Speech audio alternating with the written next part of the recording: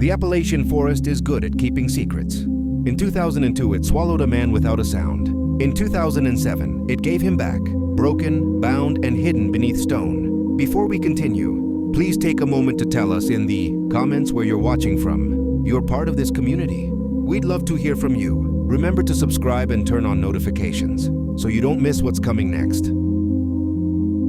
At the end of October 2002, the Appalachian Mountains were already shedding their colors. Yellow leaves carpeted the forest floor. Cold air drifted between the trees. And somewhere deep inside North Carolina's Nantahala National Forest, a man vanished without leaving a single trace. His name was Thomas Reed. He was 46 years old, a mechanic by trade, a husband, a father of 2 grown children, and an experienced hunter who knew these mountains better than most locals. This was supposed to be just another hunting trip. Instead, it became one of the most disturbing, unsolved disappearances the region had ever seen. Thomas Reed lived in the quiet town of Franklin, North Carolina. He worked long hours at a local gas station, fixing engines and talking cars with regular customers. But every fall, without fail, he did the same thing. He packed his old blue 1987 Ford pickup, loaded his hunting gear, and disappeared into the Appalachian woods for a few peaceful days. He had done it for 15 years straight. His wife, Susan Reed, knew the routine by heart.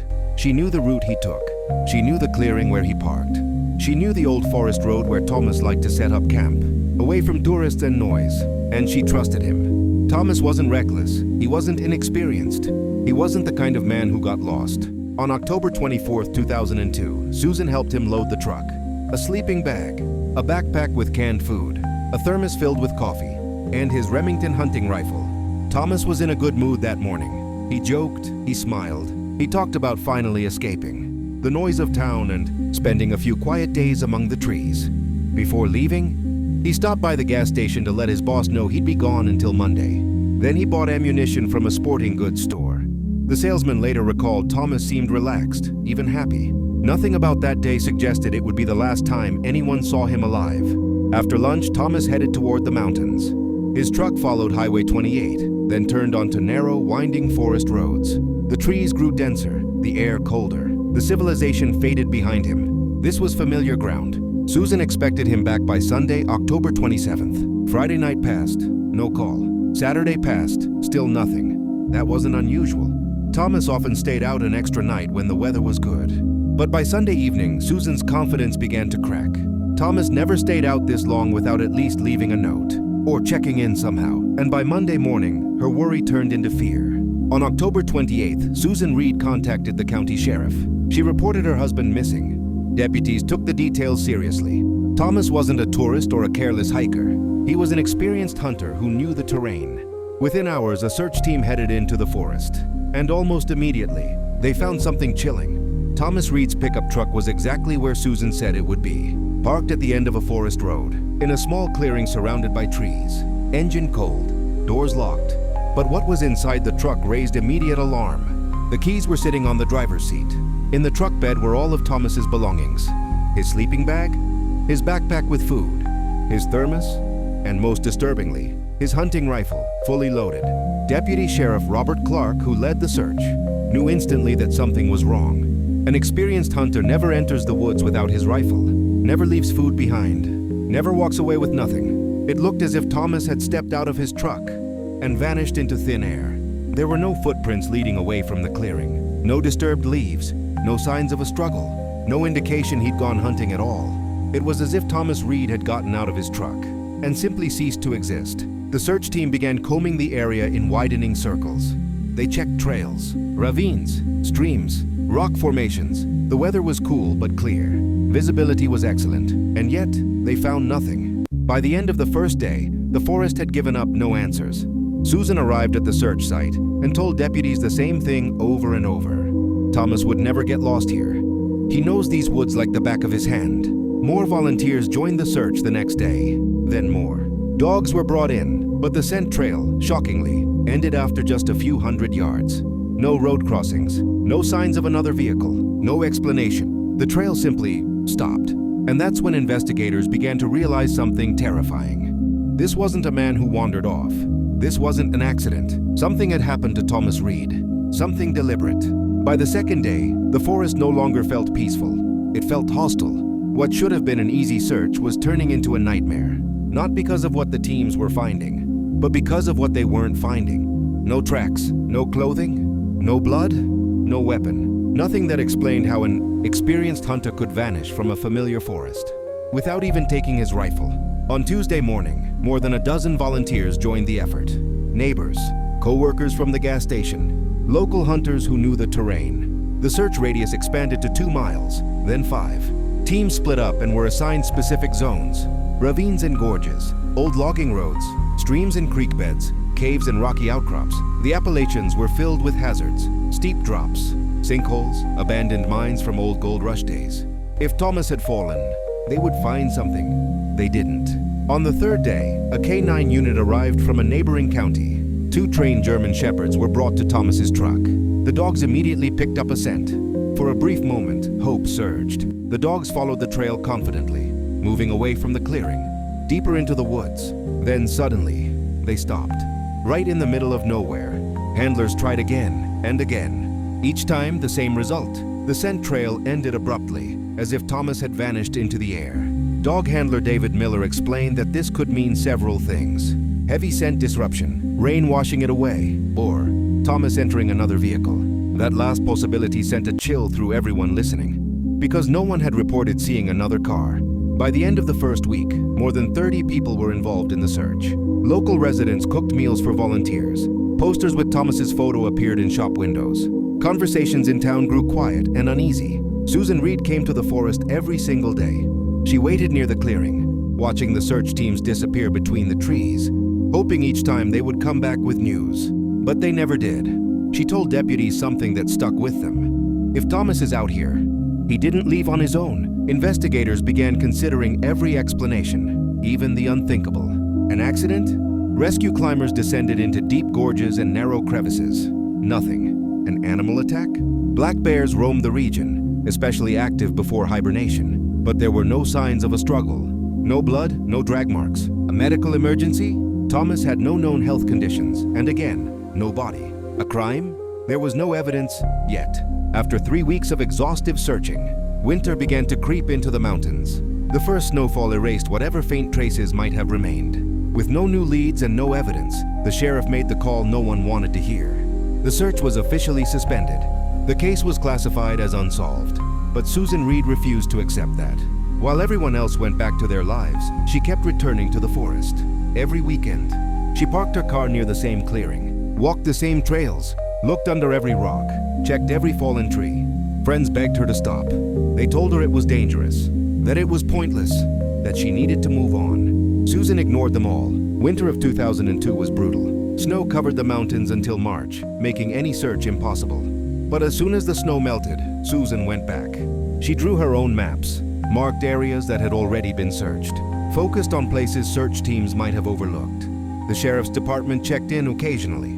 Deputies questioned hikers and hunters passing through the area. No one knew anything. By 2003, interest in the case faded. Thomas Reed's photo remained on a bulletin board in the sheriff's office, slowly yellowing with time. Then, one summer afternoon, the forest revealed something unexpected.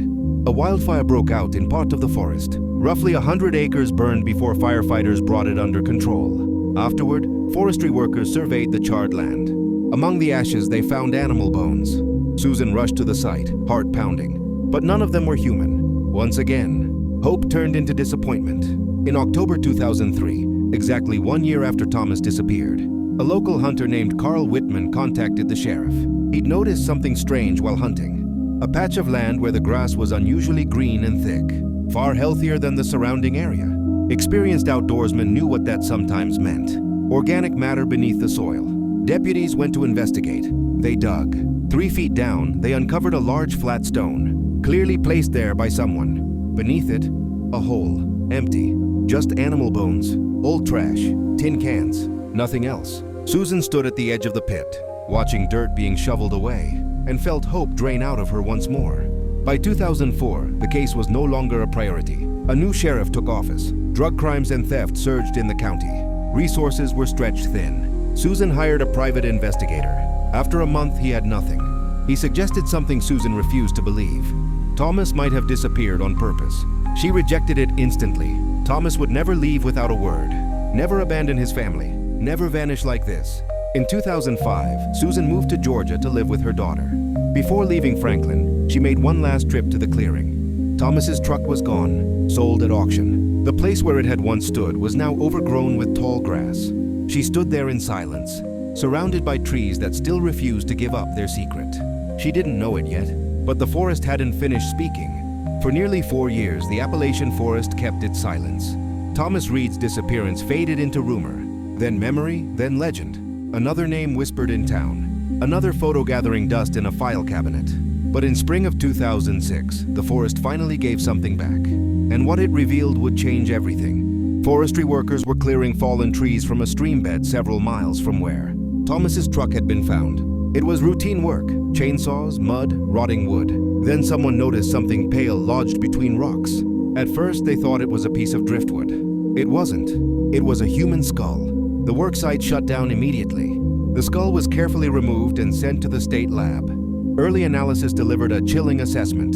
Caucasian male, estimated age 40 to 50. Time in the ground, 3 to 5 years. The timeline lined up almost perfectly with Thomas Reed's disappearance. When Susan Reed got the call in Georgia, she boarded the first flight back to North Carolina. For the first time in years, there was something tangible. But there was also a problem. The skull was badly damaged. Teeth were broken and missing. Identification wasn't guaranteed. DNA testing at the time was expensive and unreliable on degraded remains. Investigators resumed searching the area around the discovery, combing a half-mile radius with metal detectors. They hoped to find a wedding ring, a watch, buttons or metal fragments from clothing. They found nothing. After 2 weeks, the search ended again. Once more, the case stalled. Not long after David Harris was elected sheriff, one of his first priorities was reviewing cold cases. When he reached Thomas Reed's file, he immediately noticed something troubling. The search had been thorough. The investigation had been serious. But some details didn't sit right. Harris reopened the case and assigned Detective Mark Stevens to re-interview everyone connected to Thomas Reed. Friends, neighbors, acquaintances. That's when a long-buried conflict resurfaced. Several neighbors mentioned the same name, Christopher Doyle. Doyle lived a few miles from the Reeds. For years, he and Thomas had been locked in a bitter dispute over property boundaries. The arguments were loud, public, and once nearly violent. The disagreement had even reached court, but never fully resolved. Detective Stevens paid Doyle a visit. Doyle was 52 years old, a carpenter who lived alone on the edge of the forest. Neighbors described him as quick-tempered, withdrawn, and confrontational. When Stevens asked where Doyle had been on the day Thomas disappeared, the man hesitated. He said he couldn't remember. Then he said he'd been working in his shop. Then he said he might have been visiting relatives. The contradictions were immediate and suspicious. Doyle admitted he hunted in the same forest, but insisted he wasn't there that day. Stevens left without enough evidence to act, but with Doyle firmly on his radar. In spring of 2007, a group of local teenagers set out on what they thought was a harmless school project. They wanted to document abandoned buildings deep in the forest. Among them, Jason Cole, 16, his younger brother Brad, their friend Mike Davis. They knew of an old farm once owned by the M'Lellan family. Abandoned since the 1950s, all that remained were stone foundations, a collapsing barn, and an old well. The well sat away from the ruins, hidden among trees. It was lined with stone, about 20 feet deep. Originally, it had been covered by a wooden lid, long since rotted away. But now, something else covered it, a heavy concrete slab. Jason immediately noticed something strange. The slab looked new. No moss, no cracks, no weathering like the stones beneath it. The boys tried to move it. They couldn't. After half an hour, using an old iron pipe as a lever, they managed to shift it just a few inches. Jason shined his flashlight into the gap. At the bottom of the well, he saw something white. Not rocks, not trash.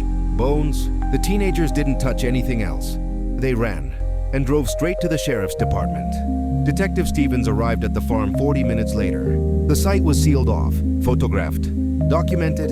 A crane was brought in to lift the slab. When it rose, there was no doubt. A complete human skeleton lay at the bottom of the well.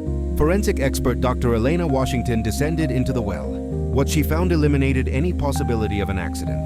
The skeleton's hands were tied behind the back. The ankles were bound. The skull had 2 massive fractures. Rib bones showed signs of knife wounds. This was not a fall. This was murder. Fragments of clothing lay beside the remains. Denim fabric, leather boots, rusted metal buttons. A leather wallet was found in a jeans pocket. Despite water damage, one detail survived: a driver's license number. It belonged to Thomas Reed. For the first time in nearly 5 years, the forest had finally given him back. When the remains were lifted from the well, the case changed forever. Thomas Reed was no longer missing. He was murdered. And now, for the first time, investigators had a crime scene and a chance to uncover the truth. Susan Reed arrived in Franklin the very next day. She brought everything investigators might need: Thomas's dental x-rays, medical records, DNA samples, even strands of his hair kept all these years. The wallet found in the well was examined carefully. Inside were remnants of banknotes, a credit card, a driver's license, all bearing Thomas Reed's name. Dental expert Dr. James Kilpatrick compared the skeleton's teeth to Thomas's x-rays. One detail stood out immediately: an old filling in the upper left molar, identical in shape and placement. DNA testing confirmed it. There was no longer any doubt. The remains belonged to Thomas Reed. Forensic examination revealed horrifying details. Thomas had been stabbed 7 times, 3 wounds fatal. Before that, he'd been struck in the head with a blunt object. Investigators concluded he was beaten, then stabbed, then restrained, then dumped. The well was not the murder site. There was too little blood. Thomas had been killed somewhere else and transported. Whoever did this knew the forest, knew the abandoned farm, and knew how to hide a body. One detail stood out: the concrete slab. It wasn't light, it wasn't old, and one person couldn't move it alone. Either the killer had help or had equipment. Detective Stevens began reviewing suspects again. One name immediately resurfaced: Christopher Doyle. Doyle lived just 2 miles from the well. He owned a truck equipped with a crane used in his carpentry work, a crane capable of lifting concrete slabs. When Stevens returned to Doyle's property, the man was visibly shaken. His story changed again. He said he'd never been to the old Malellan farm, then corrected himself, then claimed he might have driven past it once. Permission was granted to search his property, and that's when everything began to unravel. In Doyle's workshop, investigators found multiple concrete slabs. Same size, same shape, same thickness. Doyle claimed he used them for construction projects, but couldn't say how many he originally had. The truck showed scratches and dents. Normal wear, Doyle insisted. Paint samples were taken anyway. Then Stevens climbed into the attic. Buried under old blankets and junk was an orange hunting jacket. The same color, the same style, the same size. The exact jacket Thomas Reed was wearing when he disappeared. Doyle claimed it was his, but Stevens saw something else. Dark stains, dried, suspicious. The jacket was seized. So were DNA samples from Doyle. Lab results came back quickly. The stains on the jacket were blood, and that blood belonged to Thomas Reed. There was no innocent explanation. When confronted, Doyle panicked. First, he denied owning the jacket, then claimed he bought it secondhand, then said he didn't know how it ended up in his attic. None of it made sense. On April 27, 2007, Christopher Doyle was arrested. He didn't resist, but he didn't talk either. His lawyer argued the case was circumstantial. The jacket could have been planted. The slabs proved nothing. There was no eyewitness. For a moment, it looked like Doyle might walk free. Then investigators returned to the workshop one last time. Using luminol, forensic experts examined the workshop floor. It lit up. A large bloodstain, scrubbed clean, glowed between the floorboards. Tests confirmed it. The blood was Thomas Reed's. A knife was also found, a hunting knife with a deer antler handle. Microscopic traces of blood and bone matched Thomas's wounds.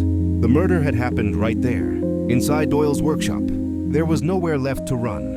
Faced with overwhelming evidence, Christopher Doyle broke. On April 30th, 2007, he agreed to talk. With his lawyer present, he told Detective Stevens everything: how Thomas Reed died, why he killed him, and how he thought he'd gotten away with it. Christopher Doyle sat across from Detective Mark Stevens in a small interrogation room. His hands shook. The confident, defiant man investigators had dealt with for years was gone. Now, with the evidence stacked against him, Doyle finally began to speak, and what he revealed explained every unanswered question. On October 24, 2002, Thomas Reed never planned to go hunting. Not yet. According to Doyle, Thomas stopped by his property that afternoon. The reason was simple and long-standing: the land dispute. The argument over fences, boundaries, and property lines that had poisoned their relationship for years. Doyle claimed Thomas was angry. Voices were raised, insults were exchanged. Then things escalated. Inside the workshop, the argument turned physical. Doyle admitted grabbing a heavy tool, possibly a hammer. He struck Thomas in the head. Thomas collapsed. Panicked, enraged, and terrified of prison, Doyle tied Thomas's hands and feet with rope. But Thomas was still alive. Doyle said he didn't know what to do next. That's when fear turned into murder. He grabbed a knife and stabbed Thomas repeatedly, 7 times. When it was over, Thomas Reed was dead on the floor of the workshop.